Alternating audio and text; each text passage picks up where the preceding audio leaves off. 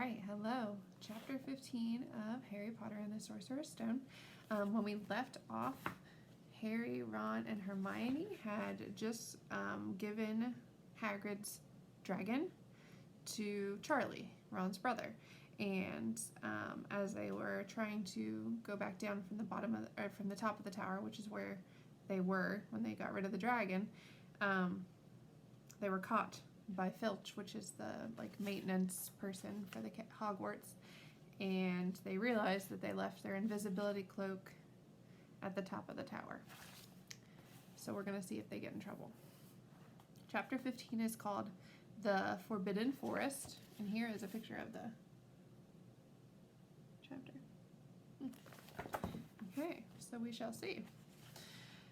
Things couldn't have been worse. Filch took them down to Professor McGonagall's study on the first floor, where they sat and waited without saying a word to each other. Hermione was trembling. Excuses, alibis, and wild cover-up stories chased each other around Harry's brain, each more feeble than the last. He couldn't see how they were going to get out of trouble this time. They were concerned.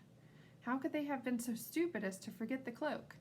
There was no reason on earth that Professor McGonagall would accept for their being out of bed and creeping around the school in the dead of night, let alone being up the tallest astronomy tower, which was out of bounds except for classes.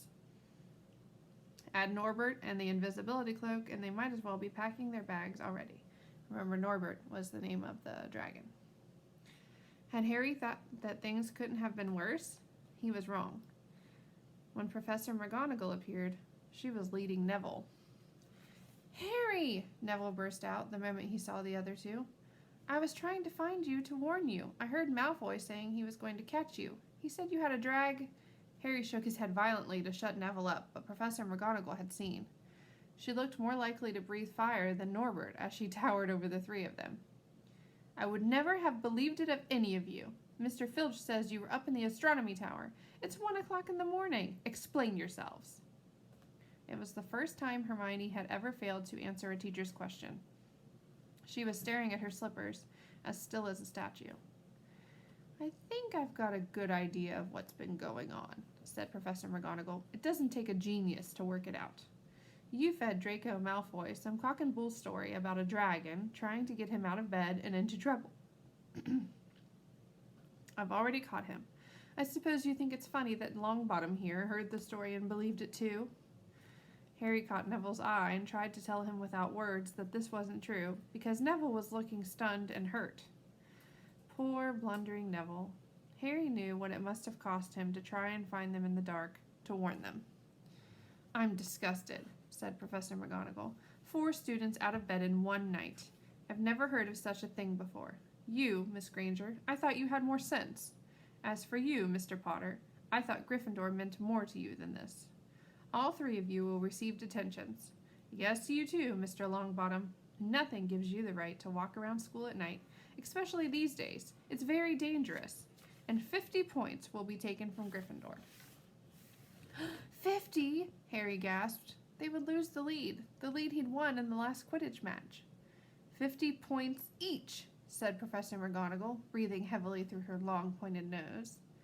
"Professor, please. You can't." "Don't tell me what I can and can't do, Potter. Now get back to bed, all of you. I've never been more ashamed of Gryffindor students."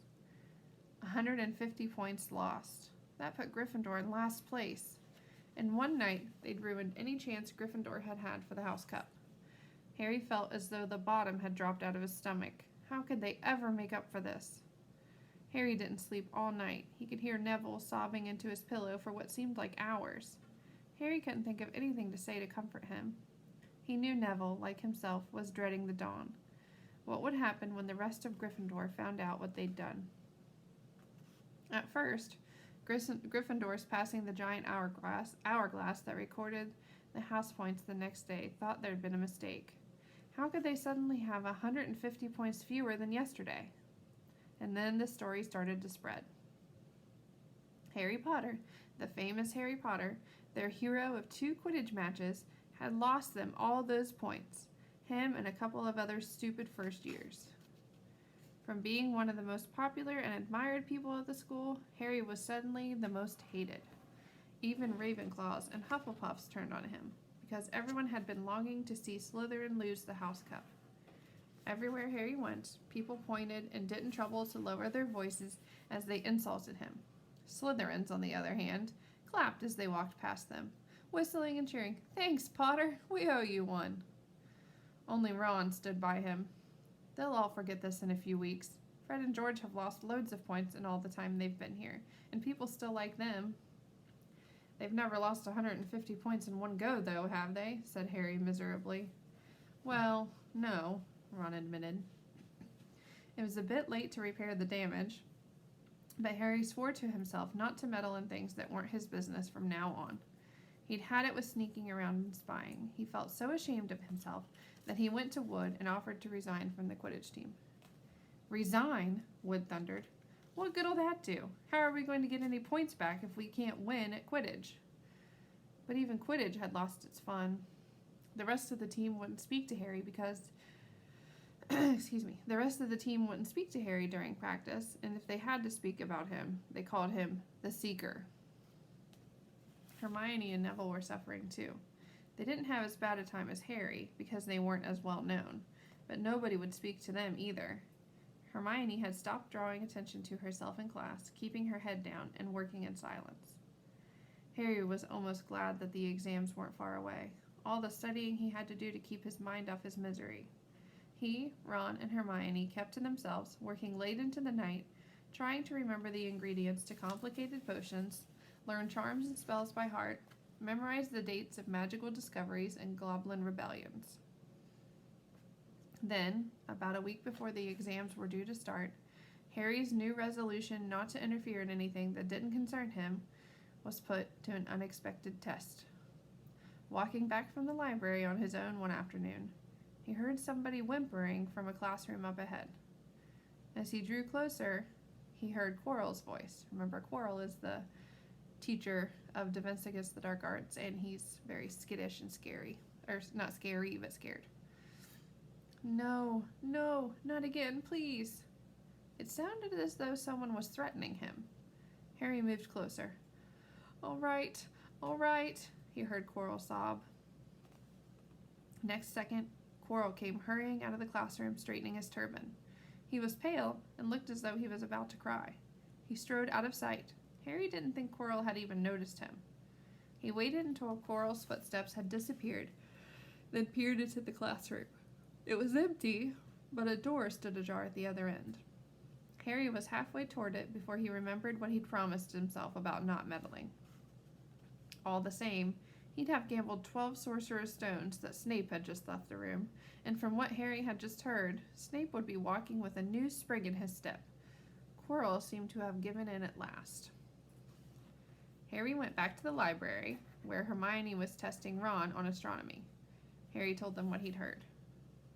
"Snape's done it then," said Ron. "If Quirrell's told him how to break his anti-dark force spell." "They're still fluffy, though," said Hermione. "Maybe Snape's found out how to get past him without asking Hagrid," said Ron, looking up at the thousands of books surrounding them. "I bet there's a book somewhere in here telling us how to get past a giant three-headed dog. So what do we do, Harry?" The light of adventure was kindling again in Ron's eyes, but Hermione answered before Harry could. "Go to Dumbledore. That's what we should have done ages ago. If we try anything ourselves, we'll be thrown out for sure." "But we've got no proof," said Harry. "Quirrell's too scared to back us up. Snape's only got to say he doesn't know how the troll got in at Halloween, and that he was nowhere near the third floor. What do you think they'll believe, him or us? It's not exactly a secret we hate him. Dumbledore will think we made it up to get him sacked. Sacked means fired, by the way. Filch wouldn't help us if his life depended on it. He's too friendly with Snape, and the more students get thrown out, the better, he'll think. And don't forget, we're not supposed to know about the stone or Fluffy. They'll take a lot of explaining." Hermione looked convinced, but Ron didn't. "If we just do a bit of poking around..." "No," said Harry flatly. "We've done enough poking around." He pulled a map of Jupiter toward him and started to learn the names of its moons. The following morning, notes were delivered to Harry, Hermione, and Neville at the breakfast table. They were all the same. "Your detention will take place at 11 o'clock tonight. Meet Mr. Filch in the entrance hall. Professor McGonagall."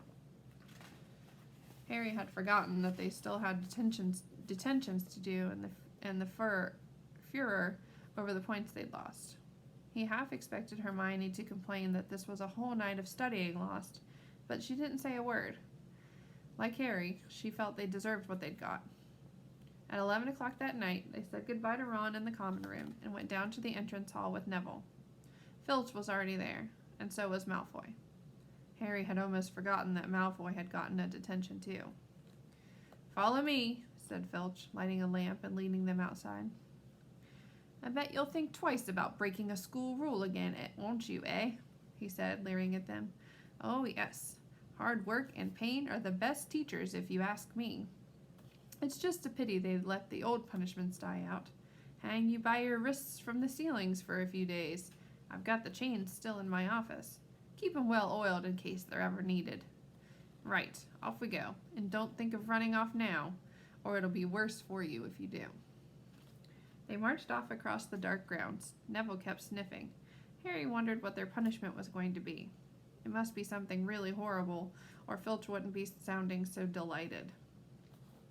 The moon was bright, but clouds scudding across it kept throwing them into darkness. Ahead, Harry could see the lighted windows of Hagrid's hut.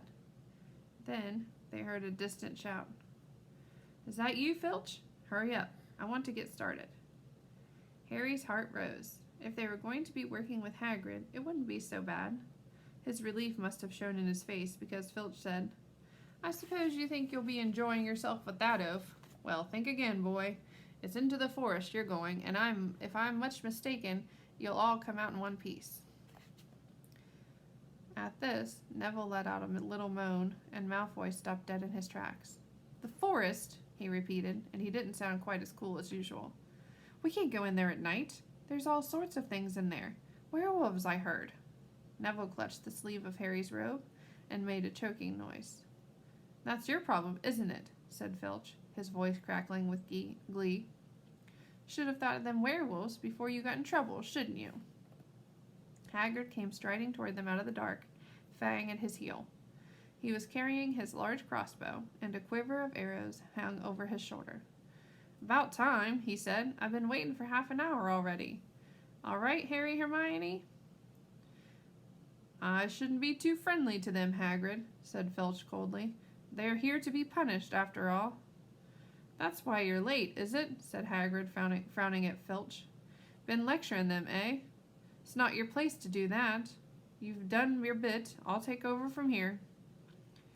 "I'll be back at dawn," said Filch. "For what's left of them," he added nastily, and he turned and started back toward the castle, his lamp bobbing away in the darkness. Malfoy now turned to Hagrid. "I'm not going in that forest," he said, and Harry was pleased to hear the note of panic in his voice. "You are if you want to stay at Hogwarts," said Hagrid fiercely. "You've done wrong, and now you've got to pay for it." "But this is servant stuff. It's not for students to do. I thought we'd be copying lines or something. If my father knew I was doing this, he'd—" "Tell you that's how it is at Hogwarts," Hagrid growled. "Copying lines. What good's that to anyone? You'll do something useful, or you'll get out. If you think your father'd rather you were expelled, then get back off to the castle and pack. Go on." Malfoy didn't move. He looked at Hagrid furiously, but then dropped his gaze. "Right then," said Hagrid. "Now, listen carefully, 'cause it's dangerous what we're going to do tonight, and I don't want no one taking risks. Follow me over here a moment."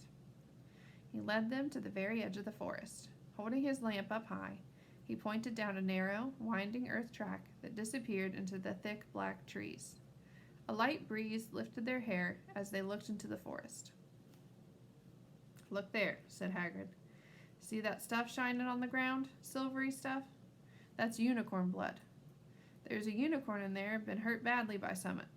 This is the second time in a week. I found one dead last Wednesday. We're going to try and find the poor thing. We might have to put it out of its misery." "And what if whatever hurt the unicorn finds us first?" said Malfoy, unable to keep the fear out of his voice. "There's nothing that lives in the forest that'll hurt you if you're with me or Fang," said Hagrid. "And keep to the path. Right, now, we're going to split into two parties and follow the trail in different directions. There's blood all over the place. It mustn't have been staggering around since last night at least. I want Fang, said Malfoy quickly, looking at Fang's long teeth. All right, but I warn you, he's a coward, said Hagrid. So me, Harry, and Hermione will go one way, and Draco, Neville, and Fang will go the other. Now, if any of us finds a unicorn, we'll send up green sparks, right? Get your wands out and practice now. That's it. And if anyone gets in trouble, send up red sparks, and we'll all come and find you. So be careful. Let's go. The forest was black and silent. A little way into it, they reached a fork in the earth path, and Harry, Hermione, and Hagrid took the left path, while Malfoy, Neville, and Fang took the right. They walked in silence, their eyes on the ground. Every now and then, a ray of moonlight through the branches above lit a spot of silver-blue blood on the fallen leaves. Harry saw that Hagrid looked very worried. Could a werewolf be killing the unicorns? Harry asked. Not fast enough, said Hagrid. It's not easy to catch a unicorn. They're powerful magic creatures. I never knew one to be hurt before. They walked past a mossy tree stump. Harry could hear running water. There must be a stream somewhere close by. There were still spots of unicorn blood here and there along the winding path. You all right, Hermione? Hagrid whispered. Don't worry. It can't have gone far if it's this badly hurt. And then we'll be able to... Get behind that tree! Hagrid seized Harry and Hermione and hoisted them off the path behind a towering oak. He pulled out an arrow and fitted it into his bow, raising it ready to fire. The three of them listened. Something was slithering over dead leaves nearby. It sounded like a cloak trailing along the ground. Hagrid was squinting up the dark path, but after a few seconds the sound faded away. I knew it, he murmured. There's something in here that shouldn't be. A werewolf? Harry suggested. That wasn't no werewolf, and it wasn't no unicorn either, said Hagrid grimly. Right. Follow me. Be careful now. They walked more slowly, ears straining for the faintest sound. Suddenly, in a clearing ahead, something definitely moved. Who's there? Hagrid called. Show yourself. I'm armed. And into the clearing came... Was it a man or a horse? To the waist, a man, with red hair and beard, but below that was a horse's gleaming chestnut body with a long reddish tail. Harry and Hermione's jaws dropped. Oh, it's you, Ronan, said Hagrid in relief. How are ya? He walked forward and shook the centaur's hand. Good evening to you, Hagrid, said Ronan. He had a deep, sorrowful voice. Were you going to shoot me? Can't be too careful, Ronan, said Hagrid, patting his crossbow. There's somewhat bad loose in this forest. This is Harry Potter and Hermione Granger, by the way, students up at the school. And this is Ronan, you two. He's a centaur. We'd noticed, said Hermione faintly. Good evening, said Ronan. Students, are you? And do you learn much up at the school? A bit, said Hermione timidly. A bit? Well, that's something, Ronan sighed. He flung back his head and stared at the sky. Mars is bright tonight. Yeah, said Hagrid, glancing up too. Listen, I'm glad we run into you, Ronan, 'cause there's a unicorn been hurt. You seen anything? Ronan didn't answer immediately. He stared unblinkingly upward, then sighed again. Always the innocent are the first victims, he said. So it has been for ages past, so it is now. Yeah, said Hagrid. But have you seen anything, Ronan? Anything unusual? Mars is bright tonight, Ronan repeated while Hagrid watched him impatiently. Unusually bright. Yeah, but I was meaning anything unusual a bit nearer home, said Hagrid. So, you haven't noticed anything strange? Yet again, Ronan took a while to answer. At last, he said, The forest hides many secrets. A movement in the trees behind Ronan made Hagrid raise his bow again, but it was only a second centaur, black-haired and bodied and wilder looking than Ronan. Hello, Bane, said Hagrid. All right? Good evening, Hagrid. I hope you are well? Well enough. Look, I've just been asking Ronan, you seen anything odd in here lately? There's a unicorn been injured. Would you know anything about it? Bane walked over to stand next to Ronan. He looked skyward. "Mars is bright tonight," he said simply. "We've heard," said Hagrid grumpily. "Well, if either of you do see anything, let me know, won't you? We'll be off then." Harry and Hermione followed him out of the clearing, staring over their shoulders at Ronan and Bane until the trees blocked their view. "Never," said Hagrid irritably, "try and get a straight answer out of a centaur. Ruddy stargazers. Not interested in anything closer in the moon." "Are there many of them in here?" asked Hermione. "Oh, a fair few. Keep themselves to themselves, mostly, but they're good enough about turning up if I ever need a word. They're deep, mind centaurs. They know things. Just don't let on much." "Do you think that was a centaur we heard earlier?" said Harry. "Did that sound like hoofs to you?" "Nah, if you ask me, that was what's been killing the unicorns. Never heard anything like it before." They walked on through the dense, dark trees. Harry kept looking nervously over his shoulder. He had the nasty feeling they were being watched. He was very glad they had Hagrid and his crossbow with them. They had just passed a bend in the path when Hermione grabbed Hagrid's arm. "Hagrid, look! Red sparks! The others are in trouble!" "You two wait here," Hagrid shouted. "Stay on the path. I'll come back for you." They heard him crashing away through the undergrowth and stood looking at each other, very scared, until they couldn't hear anything but the rustling of leaves around them. "You don't think they've been hurt, do you?" whispered Hermione. "I don't care if Malfoy has, but if something's got Neville, it's our fault he's here in the first place." The minutes dragged by. Their ears seemed sharper than usual. Harry's seemed to be picking up every sigh of the wind, every cracking twig. What was going on? Where were the others? At last, a great crunching noise announced Hagrid's return. Malfoy, Neville, and Fang were with him. Hagrid was fuming. Malfoy, it seemed, had sneaked up behind Neville and grabbed him as a joke. Neville had panicked and sent up the sparks. "We'll be lucky to catch anything now with the racket you two were making." "Right, we're changing groups. Neville, you stay with me and Hermione. Harry, you go with Fang and this idiot. I'm sorry," Hagrid added in a whisper to Harry, "but he'll have a harder time frightening you, and we've got to get this done." So Harry set off into the heart of the forest with Malfoy and Fang. They walked for nearly half an hour, deeper and deeper into the forest, until the path became almost impossible to follow because the trees were so thick. Harry thought the blood seemed to be getting thicker. There were splashes on the roots of a tree, as though the poor creature had been thrashing around in pain close by. Harry could see a clearing ahead, through the tangled branches of an ancient oak. "Look," he murmured, holding out his arm to stop Malfoy. Something bright white was gleaming on the ground. They inched closer. It was the unicorn, all right, and it was dead. Harry had never seen anything so beautiful and sad.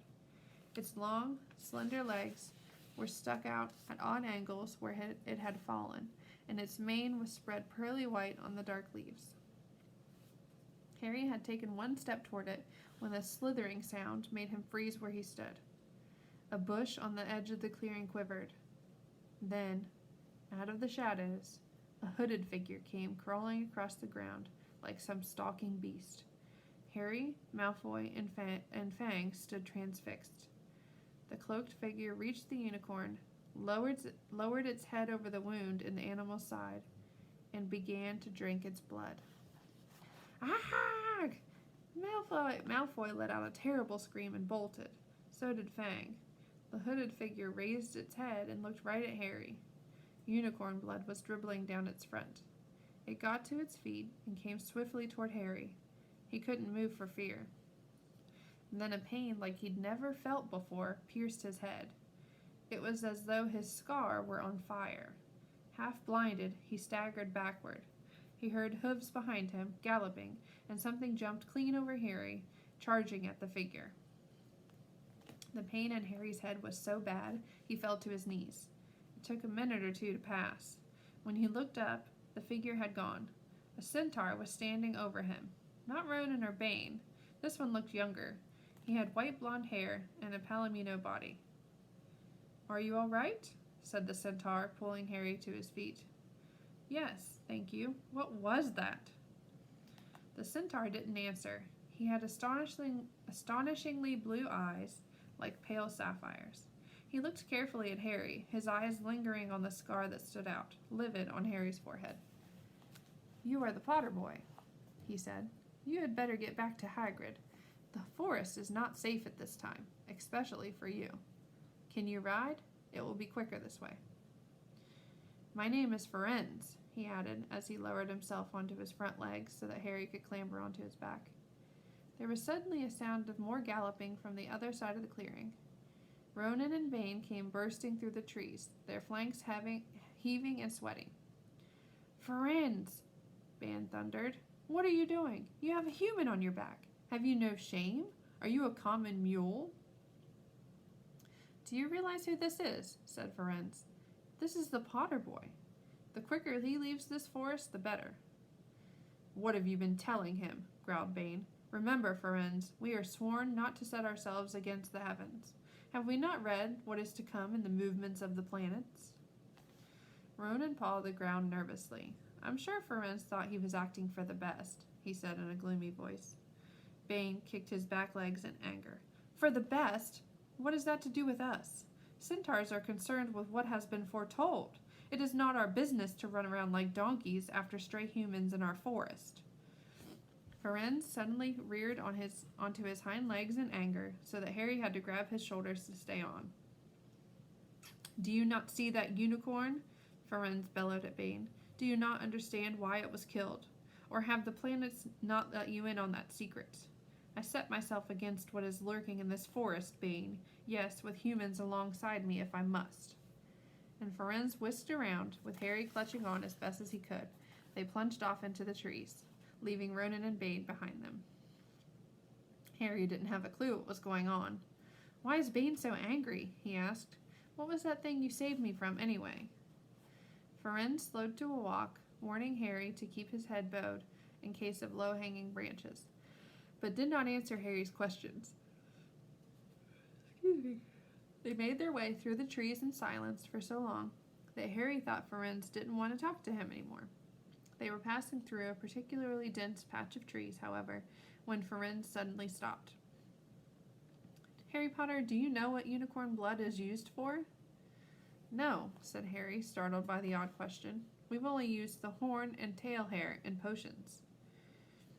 That is because it is a monstrous thing to slay a unicorn, said Firenze.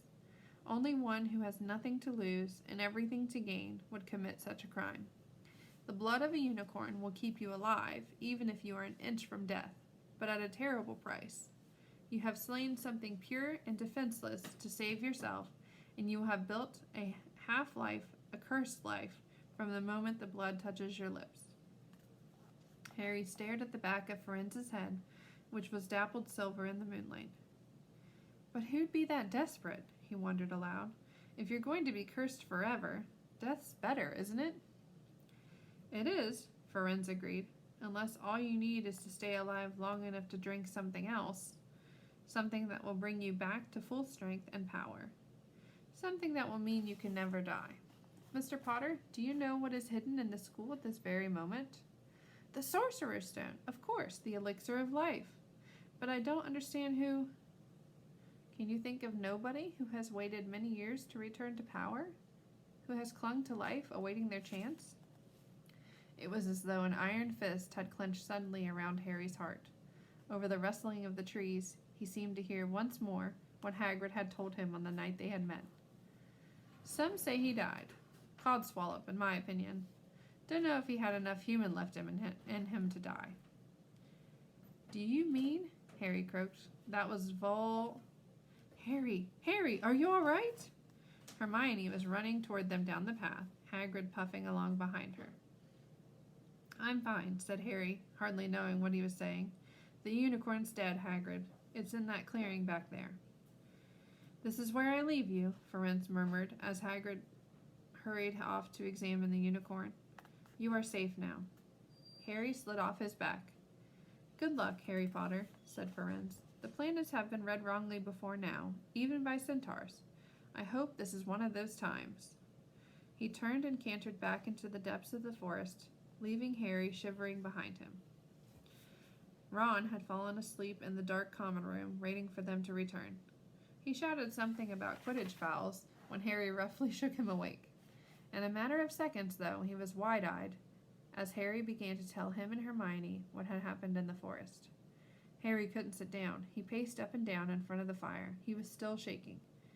Snape wants the stone for Voldemort, and Voldemort's waiting in the forest, and all this time we thought Snape just wanted to get rich. "Stop saying the name," said Ron in a terrified whisper, as if he thought Voldemort could hear him. Harry wasn't listening. "Firenze saved me, but he shouldn't have done so." Bane was furious. He was talking about interfering with what the planets say is going to happen. They must show that Voldemort's coming back. Bane thinks Firenze shouldn't have let Voldemort kill me. I suppose that's written in the stars as well. "Will you stop saying that name?" Ron hissed. "So all I've got to wait for now is Snape to steal the stone," Harry went on feverishly. "Then Voldemort will be able to come and finish me off. Well, I suppose Bane'll be happy." Hermione looked very frightened, but she had a word of comfort. "Harry, everyone says Dumbledore's the only one you knew who was ever afraid of. With Dumbledore around, you know who won't touch you. Anyway, who says the centaurs are right? It sounds like fortune-telling to me, and Professor McGonagall says that's a very imprecise branch of magic."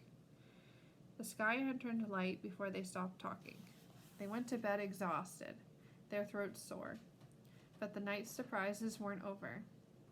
But when Harry pulled back his sheets, he found his invisibility cloak folded neatly underneath them. There was a note pinned to it, just in case. Alrighty, that is the end of chapter 15. So, we have 18 chapters in this book, so 3 more to go. You will find questions included in the Wood County Schools Innovate site where I've been posting your work, and I will also put them on Dojo in case you have trouble accessing that website. So I will see you next time.